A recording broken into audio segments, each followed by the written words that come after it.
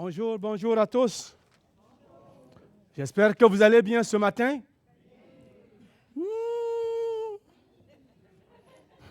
J'ai l'impression que vos voix sont gelées. Est-ce que ça va? Ben, elles nous ont fait chanter. Mary et sa femme nous ont fait chanter tout à l'heure. On a bien chanté. Alors, je pense que votre gorge est déployée. Hein? Alors, merci, Lucie, avec ton mari, pour ces chants que vous nous avez dirigés dedans. Que Dieu vous bénisse. Et nous sommes reconnaissants ce matin pour la grâce de Dieu pour nous. Alors, ce matin, nous allons continuer notre enseignement sur le livre de Matthieu que nous lisons. Cette série d'enseignements que nous faisons depuis quelque temps sur Matthieu, le roi et son royaume. Alors, le roi et son royaume est un sujet important. Je pense que vous connaissez maintenant par cœur tout ce que nous faisons dans ce livre. Est-ce que vous prenez le temps de lire Matthieu dans la semaine? Je sais que vous pouvez lire d'autres livres, mais quand il y a un enseignement dimanche matin, est-ce que vous prenez le temps de lire la parole de Dieu, vous imprégner pour mieux comprendre l'Écriture, pour dire que je vais être là, on va être enseigné, je veux comprendre ce que le texte dit. Vous savez que tous les dimanches, Michel Penaud, maintenant, enseigne sur l'interprétation des Écritures en haut. N'est-ce pas, Michel? Et j'ai appris dans les branches que ça va très bien et qu'il y a beaucoup de monde qui vient pour écouter. Alors, donc, c'est très, très intéressant. Alors, pour vous aider à interpréter la parole, à bien connaître la parole, même si vous n'êtes pas des prédicateurs ou prédicatrices, vous devez connaître la parole pour vous-même et puis vous nourrir pour pouvoir grandir dans le Seigneur.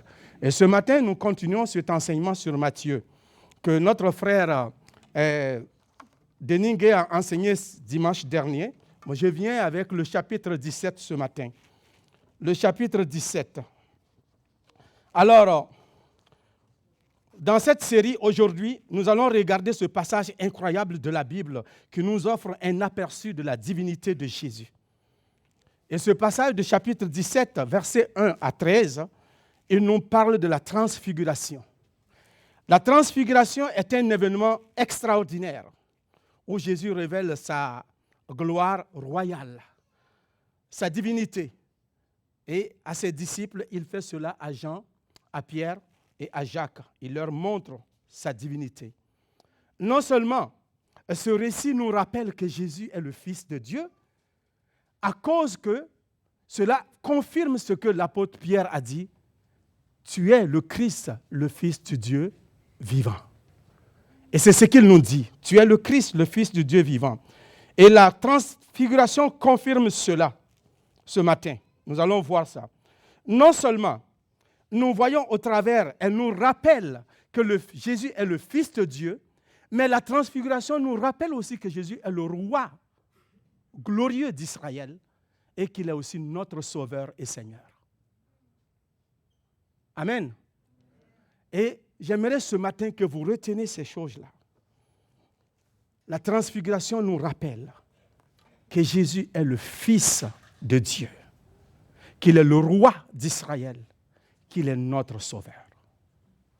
Si tu n'as rien compris après la prédication, tout ça, si tu retiens ça, tu as tout compris. Amen. Prions. Père Céleste, notre Dieu, ce matin, nous voudrons placer ce moment sous ton haut patronage, dirigé par ton Saint-Esprit. Nous t'avons chanté, nous t'avons loué. Maintenant, il est question d'écouter ta parole. S'il te plaît, nous venons à tes pieds, enseigne-nous, parle-nous, montre-nous ce que nous devons apprendre, ce que nous devons vivre, comment nous pouvons mettre ces paroles-là en application dans notre vie. Dirige-nous ce matin. Que ton esprit domine dans nos cœurs et que ton esprit nous parle. Nous ne voudrons pas sortir tels que nous sommes rentrés. Nous voudrons sortir transformés, renouvelés en ton image, de gloire en gloire pour toi. Bénis ton peuple ce matin. Au nom et pour la gloire de Jésus-Christ, nous avons prié. Amen. Alors, donc, c'est ça notre texte de ce matin. Alors, après, nous allons regarder et comprendre comment cela s'applique à notre vie de tous les jours. Mais en allant, comme je l'ai mis mon titre, la transfiguration, Jésus révèle sa gloire, sa divinité. Donc, retenez ça. C'est le résumé de ce que je vais vous dire. Si on retient ça, on a l'essentiel. Mais pour comprendre notre passage de ce matin, nous allons regarder le contexte. Ce contexte nous parle réellement du chapitre 16 que notre frère Denis Gué nous a enseigné dimanche dernier. Et ce chapitre 16-là nous parle réellement de ce point que nous allons regarder ensemble. Jésus a annoncé à ses disciples sa mort. Et ce n'était pas la première fois qu'il annonçait sa mort. Il l'avait déjà dit avant. Mais ici, il annonce encore de nouveau à ses disciples qu'il va mourir et qu'il doit être ressuscité. Et plus tard encore, il va dire aux disciples le prix d'être disciple pour lui. Il les amène à comprendre c'est quoi le prix d'être disciple. Si tu veux être mon disciple, renonce à toi-même. Ça veut dire sois prêt à mourir, sois prêt à être persécuté, sois prêt à être rejeté, sois prêt à être traité comme moi, le Maître Jésus, traité. Et après, il leur parle de la gloire du royaume à venir. Et il leur dit dans le verset 28, il dit, je vous le dis en vérité, quelques-uns de ceux qui sont ici ne mourront point, qu'ils n'aient vu le Fils de l'homme venir dans son règne. Le Fils de l'homme venir dans son règne. Et tout ce qui va venir va s'attacher à ces textes-là. Il y a toujours un contexte quand nous enseignons la parole de Dieu. Et les théologiens nous disent, si tu enlèves un verset de son contexte, ça devient un prétexte. Tu peux faire tout avec. Tu peux dire n'importe quoi avec, sauf ce que Dieu veut dire. Mais nous, à l'Assemblée, nous ne voudrons pas faire ça. On veut rester attachés aux Écritures. Que Dieu soit loué. Amen. Alors, nous allons faire la lecture de notre texte de ce matin.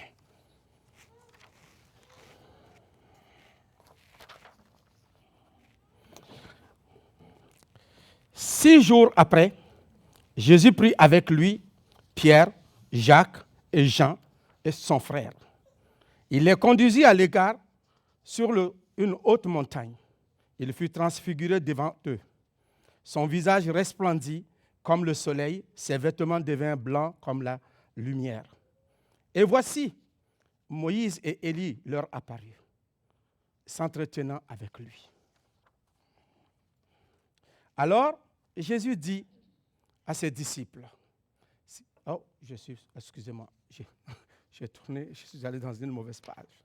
Excusez.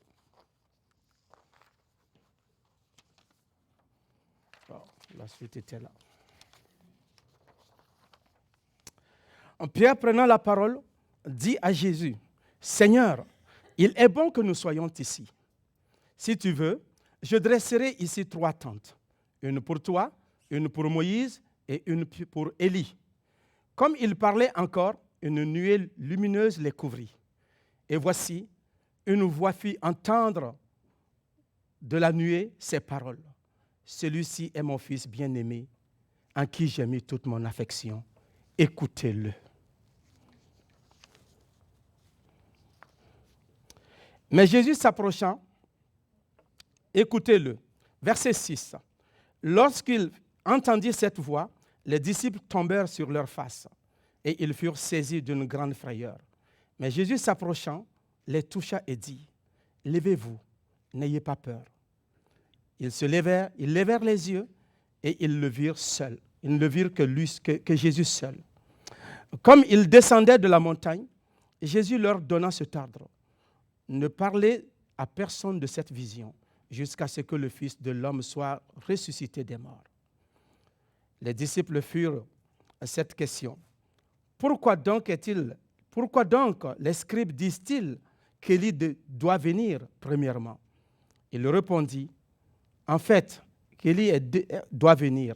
C'est vrai qu'Élie doit venir, établir toutes choses. Mais je vous le dis qu'Élie est déjà venu et qu'ils ne l'ont pas reconnu et qu'ils l'ont traité comme ils l'ont voulu. De même, le Fils de l'homme souffrira de leur part. Les disciples comprirent alors qu'il parlait de Jean-Baptiste. Merci. Que Dieu bénisse la lecture de sa parole. Alors, donc, nous regardons ceci.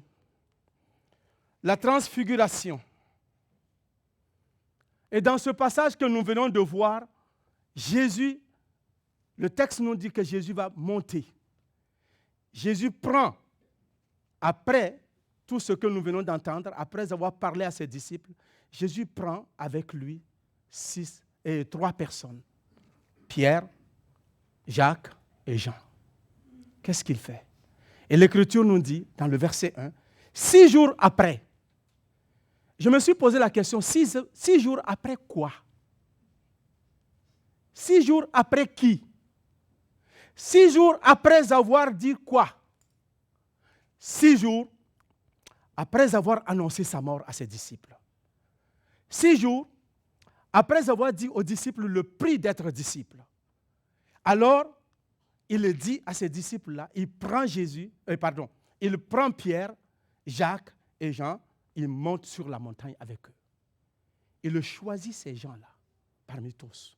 Oh, pourtant, on sait que dans la Bible, il a 12 disciples. Mais pourquoi c'est les 3 là qu'il a pris? Pourquoi ces 3? L'Écriture ne nous dit pas. Mais probablement, ces gens-là sont dans son intimité plus que d'autres. Probablement, peut-être que ces gens-là étaient plus faibles dans la foi, qu'il fallait fortifier leur foi, passer plus de temps avec eux. On ne sait pas, le texte ne nous dit pas. Mais ce qui est sûr, il a pris 3 personnes et puis il les a amenées. Si on regarde dans la longueur, dans le passé, tous ces 3-là sont des pêcheurs. C'est des collègues. Ils ont fait la pêche ensemble. Ils faisaient la pêche. Alors Jésus les prend et puis les amène avec lui.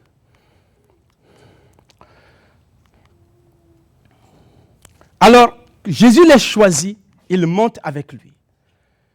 Et on nous dit 6 jours après cela, ils sont montés, ils sont allés avec Jésus. Alors dans le verset 2, on dit qu'il fut transfiguré devant eux.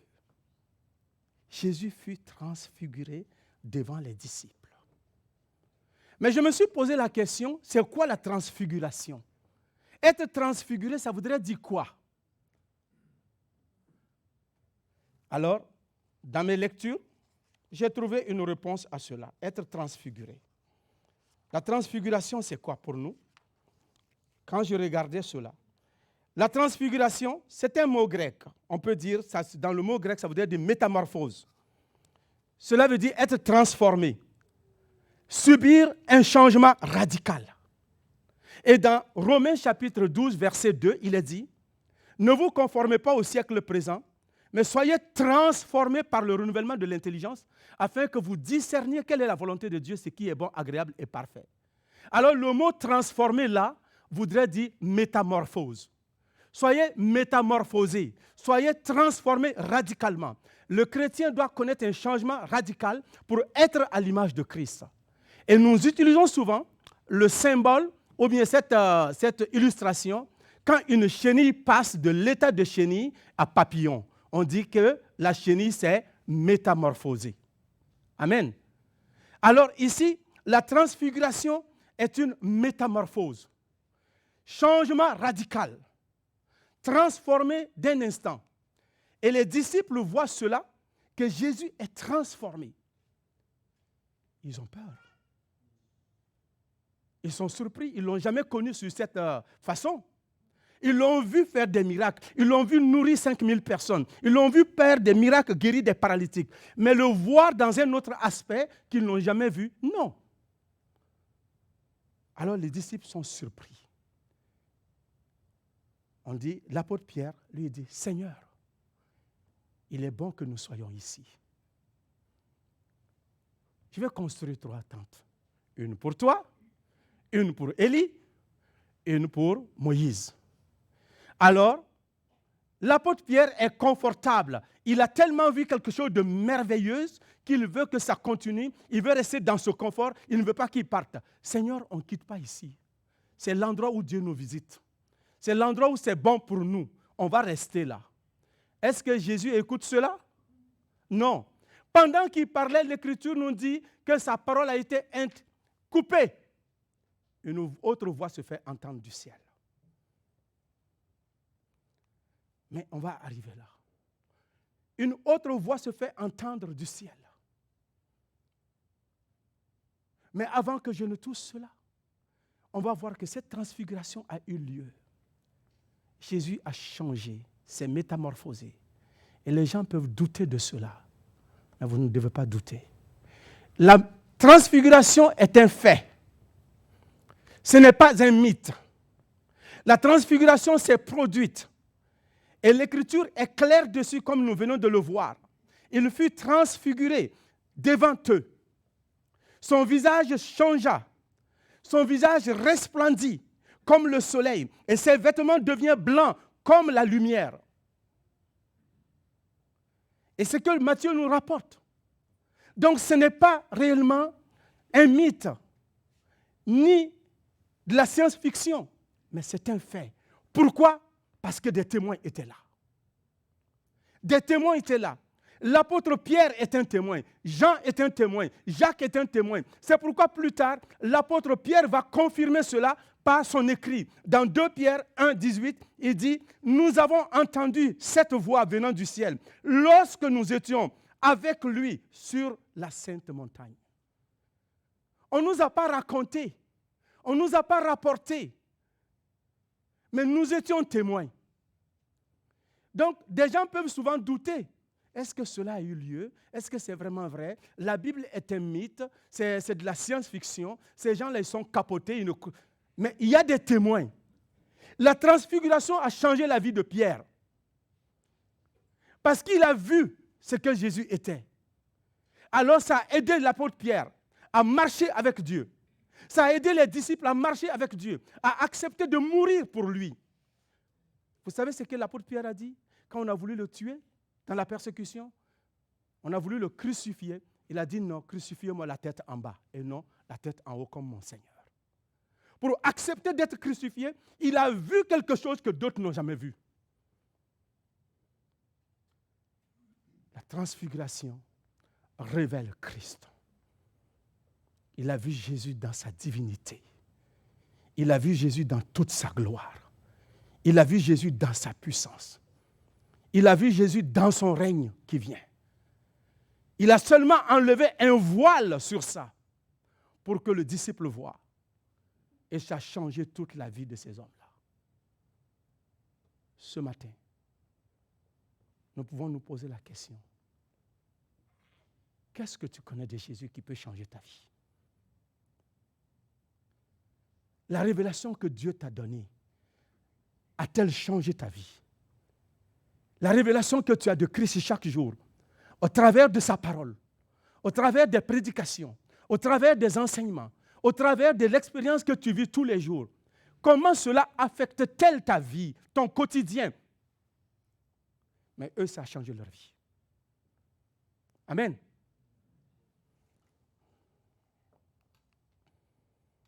Donc la transfiguration est un fait. Deuxièmement, nous pouvons regarder, dans le verset 3, il nous dit, « Et voici, Moïse et Élie leur apparurent, s'entretenant avec lui. » Moïse et Élie apparaissent, ils parlent avec Jésus. Mais Luc et Matthieu ne nous disent pas de quoi est-ce qu'ils ont parlé. Il ne nous dit pas le contenu de leur message. Mais c'est Luc qui nous rapporte qu'ils ont déjà parlé et qu'ils ont parlé réellement de la mort de Jésus. C'est ce que Luc nous dit. Ils ont encouragé Jésus à aller à Jérusalem. Parce que c'est là que les choses vont se dérouler. Pendant que l'apôtre Pierre dit on reste ici, non, Dieu a un plan plus grand. Le plan de Dieu est que Jésus aille à Jérusalem. S'il restait sur la montagne, s'il passait le temps là-bas, il pique-niquait là-bas et qu'il ne descendait pas pour aller dans les vallées, qu'il ne descendait pas pour aller à Jérusalem, vous et moi, on serait encore dans nos péchés. C'est parce qu'il a accepté d'aller à Jérusalem que le sacrifice a eu lieu. Si Jésus était resté à Jérusalem et sur la montagne avec les disciples dans son confort, il n'y aura pas de miracle pour nous. Il n'y aura pas de pardon de péché pour nous. Il n'y aura pas de crucifixion. Il n'y aura pas de salut pour personne. Alors, pour le bien de tout le monde entier, Jésus ne veut pas son confort, il va là. C'est pour ça qu'il est venu. Pendant que l'apôtre Pierre avait un autre plan pour Jésus. Seigneur, on reste ici. Jésus dit non, on ne reste pas là. Lui, il avait un plan pour Jésus. Mais Jésus avait déjà le plan qui a été tracé depuis toute éternité. Ton petit plan ne va pas empêcher celui du grand à s'accomplir. Amen. Et quand nous venons dans le Seigneur, nous venons avec des idées, nous venons avec des plans. Moi-même, je vous parle, j'avais des plans aussi. Quand je suis devenu chrétien, ancien musulman, mon ami, tassez-vous. Il est fougueux dans sa foi. Il prie 5 fois par jour. Il jeûne 30 jours, une fois par année. Et tous les jours, il est à la mosquée. Il fait de l'aumône. Alors j'ai dit, moi, je vais faire des grandes choses pour Dieu. Je vais faire des grandes choses pour Dieu. On était fougueux pour Dieu. On était 7 comme ça convertis en même temps. Persécutés, on était à Abidjan. Mais on marchait pour Dieu, on prêchait partout. Un jour, je priais, Seigneur, je vais faire de grandes choses. Jusqu'au moment où le Seigneur me dit, Adama, tu ne feras pas de grandes choses pour moi. C'est moi, je vais faire de grandes choses avec toi. Je ne suis pas assis dans le ciel pour attendre que toi, tu fasses des grandes choses pour moi. C'est moi qui fais les grandes choses. Alors, tu vas rentrer dans mon plan. Je ferai des grandes choses avec toi et non toi pour moi. Amen. Alors, si tu t'attends que tu vas faire des grandes choses pour Dieu, oublie ça. Je te dis qu'il a pété ma balloune. Alors, je vous dis, attendez que Dieu va faire de grandes choses avec vous. Avec chacun de nous. C'est pourquoi nous disons, avec Dieu, nous ferons des exploits. Avec Dieu, sans Dieu, on ne peut pas faire des exploits. Avec Dieu, nous ferons des exploits. Parce que c'est Dieu qui le fait au travers de nous. Donc, si tu rencontres Jésus-Christ et que Jésus s'est révélé à toi et que tu restes dans ton confort, tu ne pourras pas faire de grandes choses.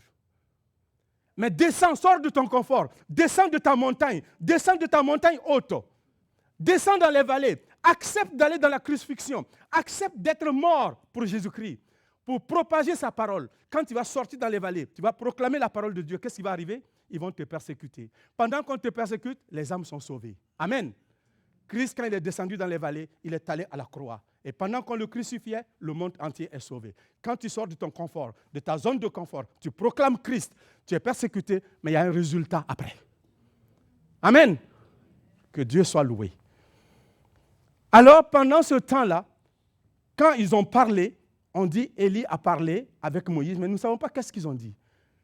Mais tout ce que nous savons, l'Ancien Testament nous dit que l'apôtre Paul, j'ai dit l'apôtre Paul, et Moïse et Élie sont des prophètes. C'est des prophètes de l'Ancien Testament que nous connaissons. Mais ces prophètes-là avaient une mission. Ils sont venus, ils ont accompli leur mission. Moïse était venu avec les 10 commandements. Et l'apôtre Élie était un prophète qui a fait des merveilles et des miracles. C'est celui donc qui prenait son manteau, il frappait le Jourdain et la voix sortait et puis il marchait. Élie est monté dans le ciel, dans un tourbillon. Alors cet homme-là, il est le seul qui n'est pas mort, qui est monté au ciel vivant. Et Moïse est mort, mais on ne sait pas où on l'a enterré. Dieu merci, parce que sinon ce serait un lieu de pèlerinage aujourd'hui. Alors Moïse a disparu. Mais là, il apparaît pour fortifier Jésus, pour encourager Jésus, pour qu'il aille. Et leur présence démontre que Jésus est l'accomplissement des prophéties annoncées par Moïse. Il accomplit la loi, mais il accomplit aussi les prophètes. Et c'est ce que l'Écriture nous dit. Jésus est l'accomplissement des lois et des prophètes. Il a accompli toute la loi de Dieu. Et toutes les prophéties annoncées à son sujet se sont accomplies en lui, par ses actions.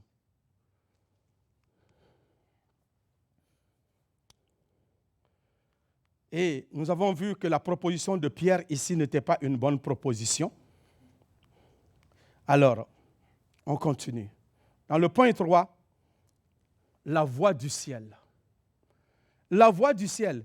On dit qu'au verset que nous venons de voir, verset 5, on nous dit, comme il parlait encore, comme qui parlait encore? Pierre. Le même Pierre qui a dit dans le chapitre 16, tu n'iras pas à la mort. Quand Jésus dit, je vais mourir, il dit, non, loin de toi cela. Il dit, éloigne-toi de moi, Satan. Tes pensées ne sont pas les idées, pensées de Dieu. Ce même Pierre dit, on va rester là. Et pendant qu'il parlait, on nous dit quoi?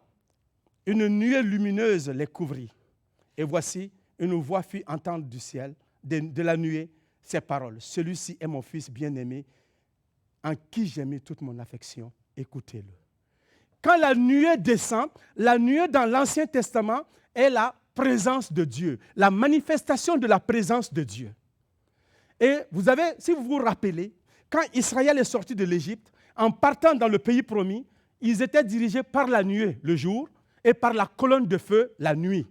Alors, dans la tente d'assignation où Dieu avait donné à Israël pour pouvoir s'approcher de lui, alors quand Dieu se manifestait avec Moïse, les enfants d'Israël voyaient la nuée descendre dans cet endroit-là. Alors, ils savaient que Dieu était présent et que Moïse était en conversation avec le Créateur. Alors, ici, sur la montagne, pendant que l'autre parlait, alors la nuée descendit. La présence de Dieu se manifeste. La manifestation de Dieu est là. Par la parole, non seulement la nuée descend, mais une voix se fait entendre. Qu'est-ce que la voix dit? Celui-ci est mon fils bien-aimé en qui j'ai mis toute mon affection. Comme au jour du baptême de Jésus, dans le Jourdain. Quand Jésus se faisait baptiser, on dit que le ciel s'ouvra et une voix se fait entendre. Celui-ci est mon fils bien-aimé en qui j'ai mis toute mon affection. Mais là-bas, il n'y a pas eu de nuée. Mais ici, il y a la nuée qui descend. La présence de Dieu. Parler. Non seulement, la voix dit, c'est mon fils. Qu'est-ce que cela voudrait dire? La déclaration de Dieu. Dieu déclare que Jésus-Christ est son fils. L'identité de Jésus-Christ est témoignée par le Père Céleste et non seulement par les autres autour, mais par le Père Céleste. Ce que l'apôtre Pierre avait dit par révélation, tu es le Christ, le Fils du Dieu vivant. Mais Dieu lui-même confirme cela par sa voix. Celui-ci-là, c'est mon Fils bien-aimé. Le ciel approuve Jésus-Christ. Le Père déclare que sa paternité vient de lui. C'est mon enfant. C'est comme mon père se lève en public et puis dit, oui, c'est mon gars. Quand ton papa se lève en public, il dit tout le monde, c'est le fils de qui? Il dit, oui, c'est le mien.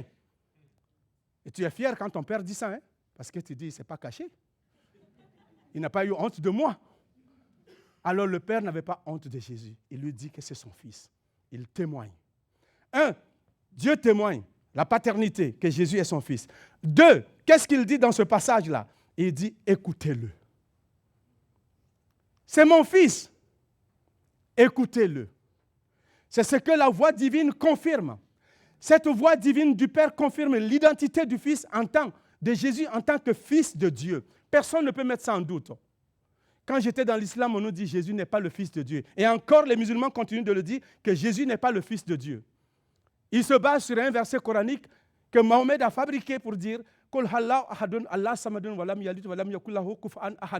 voudrait dire quoi? Dieu n'a jamais enfanté, il n'a jamais été enfanté, il n'est le père de personne. Alors, pour eux, Dieu ne peut pas avoir d'enfant.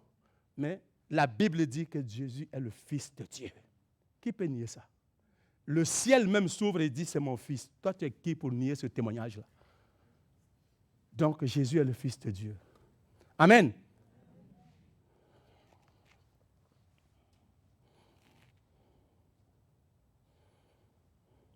Si Jésus est le Fils de Dieu, comme nous le savons dans l'Écriture nous a dit cela. Que dans le passé, Dieu nous a parlé par les pères. Mais dans Hébreux 1, là, c'est ce qu'il dit. Dans le passé, Dieu nous a parlé de plusieurs manières, par des prophètes. Mais dans ces temps qui sont les derniers, il nous a parlé par le Fils. Donc aujourd'hui, Dieu nous parle par Jésus-Christ, le Fils. Ces temps qui sont les derniers. C'est-à-dire que quand Christ est venu là, Christ, dès sa venue là, c'est les derniers temps qui ont commencé. Donc jusqu'à sa prochaine venue, nous sommes dans les derniers temps. Donc ces temps-là, Dieu a décidé de parler par une seule personne, son Fils Jésus-Christ, qui est l'empreinte de sa personne lui-même. Alors, il dit, c'est par lui qu'il parle maintenant. Si Dieu parle par Jésus-Christ, tu es qui pour ne pas l'écouter? Dieu nous parle par Jésus-Christ. Et Christ est la parole vivante de Dieu. Et sa parole, la Bible que nous avons, c'est la parole écrite. Et quand je la lis, Dieu me parle par ça. Quand je prie, je parle à Dieu. Alors si Dieu nous parle par Jésus-Christ, tu as intérêt de l'écouter. Si tu écoutes un autre, tu es hors à côté de la plaque. Dans Deutéronome 18, verset 15 à verset 18, Dieu promet à Moïse que dans le désert, pendant qu'ils étaient sur le mont Horeb, il lui promet que je susciterai parmi tes frères un prophète comme toi. Vous l'écouterez. Et ce prophète que les gens doivent écouter, c'est Jésus-Christ. Il est là maintenant. Nous devons l'écouter. Les musulmans essayent de prendre ce verset, le tordre pour faire dire que c'est Mahomet. Alors j'ai dit, mais ils étaient à l'Exode avec eux, les Arabes. Quand Jésus parlait, quand Dieu parlait à son peuple, les Arabes étaient-ils là? Non. Est-ce qu'un Ismaélite va appeler, un Juif va appeler un Ismaélite son frère? Non. Il dit, je susciterai du milieu de tes frères. Il s'agissait d'Israël. Alors un prophète comme toi, vous l'écouterez. C'est ça. Écoutez-le.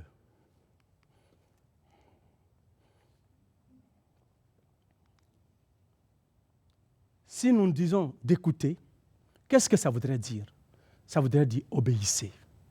Ça voudrait dire faire ce qu'il nous demande. Ça voudrait dire d'être là où il veut que nous soyons. Ça voudrait dire exécuter ce qu'il nous dit de faire. Obéir à ses commandements. C'est ce que ça voudrait dire. Écoutez-le. Quand quelqu'un dit « il ne m'écoute pas », ça voudrait dire qu'il ne fait pas ce que je lui dis. N'est-ce pas? Écoutez-le.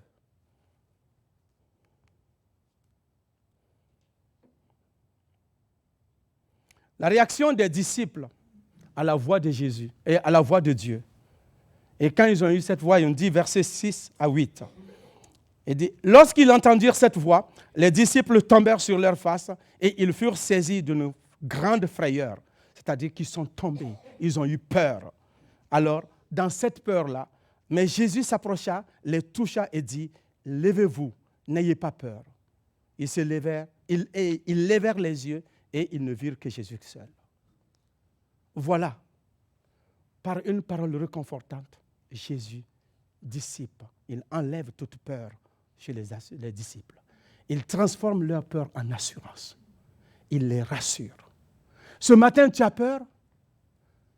Si la révélation de Dieu te fait peur, si la voix de Dieu te fait peur, c'est normal. Mais cette voix ne va pas te tuer, ça ne va pas te faire du mal. Et la parole de Dieu est réconfortante. Mais la parole du monde nous trouble. La parole du diable nous trouble. Mais celle de Dieu renouvelle nos forces. Alors maintenant, à la descente de la montagne, quand il descendait, alors il parle à ses disciples. Jésus demande aux disciples de garder silence. On dit comme il descendait de la montagne, Jésus leur donnant cet ordre, ne parlez à personne de cette vision jusqu'à ce que le Fils de l'homme soit ressuscité des morts. Ce que vous venez de voir, ne le dites à personne. J'ai dit, mais c'est merveilleux, moi là. J'ai vu quelque chose que personne n'a jamais vu. Je suis dans l'intimité de Yahvé. Alors moi, je peux aller parler, non? Je vais dire à tout le monde, c'est une bonne nouvelle. Mais tu es le Fils de Dieu. J'ai été témoin, j'ai vu. J'ai même vu la gloire, que tu es le roi d'Israël. Ce message que tu as prêché pendant des années et que personne ne voulait te croire. On te chassait du temple, personne ne voulait accepter ton message. Moi, je suis témoin, je vais courir dans toutes les rues. Jésus, laisse-moi faire, je vais courir pour toi. Je vais dire à tout le monde, ils vont savoir. Et tu seras vraiment le superstar. Après, ils vont t'introniser tout de suite. Mais justement, c'est ce que Jésus ne veut pas. Il ne veut pas être intronisé avant le temps. Parce qu'il y a un temps donné. Il va être intronisé au temps de Dieu, au temps de son Père. Amen. C'est ça. Il y a des choses que nous devons savoir garder jusqu'au temps voulu pour dire. Les bonnes choses sont bien, mais tout n'est pas toujours bon à dire. Il y a des choses qu'il faut attendre avant de le dire. Chez nous, il arrive, c'est mes frères africains qui sont là, peuvent le savoir. En Afrique, quand une femme est enceinte, on ne le dit pas tout de suite. On attend que le ventre commence à pousser la robe, et qu'elle a porté une grosse robe, cette grande robe commence à grandir, et là, tu vas savoir par toi-même des fois. Le ventre va s'annoncer lui-même. Les gens ne le diront pas. C'est une bonne nouvelle, mais on garde jusqu'à ce que ça s'annonce par soi-même. Amen. Il y a des choses comme ça dans la parole de Dieu. Alors, la question que les disciples ont posée à Jésus, ils ont posé cette question. Les disciples lui posèrent cette question. Pourquoi donc les scribes disent-ils qu'Élie doit venir premièrement? Il leur répondit, il est vrai qu'Élie doit venir et établir toutes choses.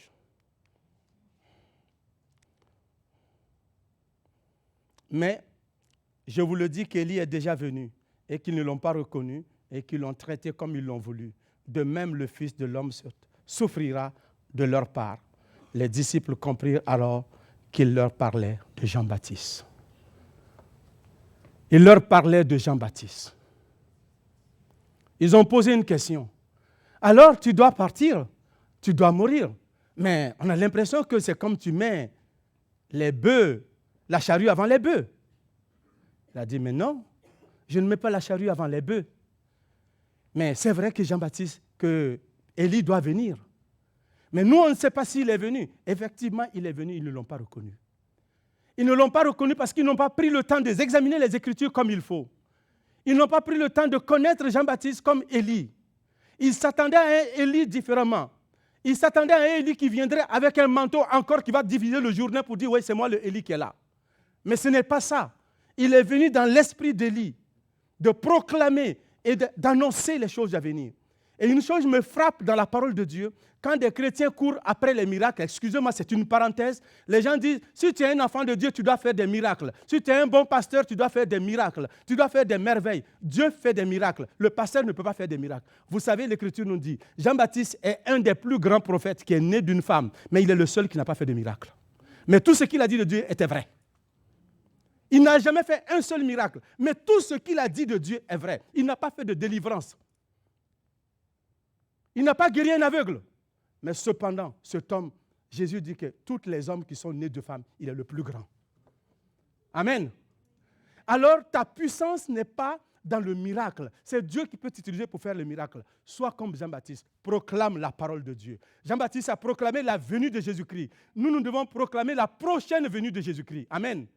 Pour que le monde soit sauvé. C'est ce que l'Écriture nous dit. Alors, nous allons dans nos applications et conclusions. Qu'est-ce que tout ce que nous venons de voir nous enseigne? La transfiguration nous rappelle la divinité de Jésus et il est bien plus qu'un enseignant.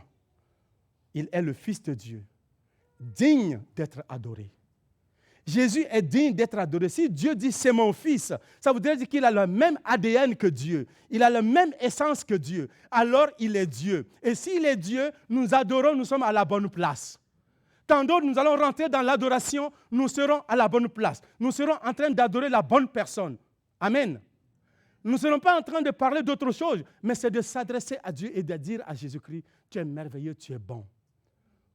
Ce n'est pas de faire des publicités, non, c'est de louer Dieu. Quand nous allons rentrer dans l'adoration, s'il vous plaît, concentrons-nous sur l'Éternel et adorons Dieu véritablement. Parce que l'Écriture nous dit qu'il est Dieu, il est digne. Donc tu adores la bonne personne, tu n'adores pas un Bouddha, tu adores le bon Dieu, le Dieu qui est le véritable.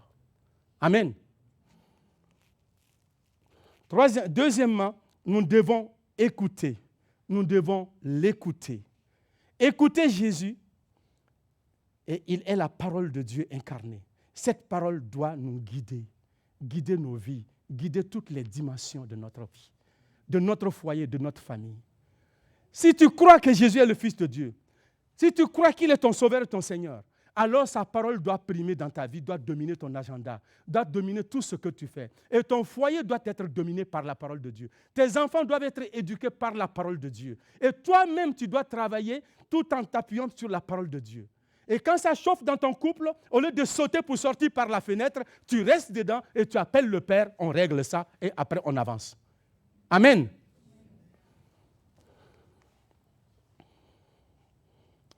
Dernier point, la présence de Dieu. La présence de Moïse et d'Élie montre la continuité de l'histoire du salut.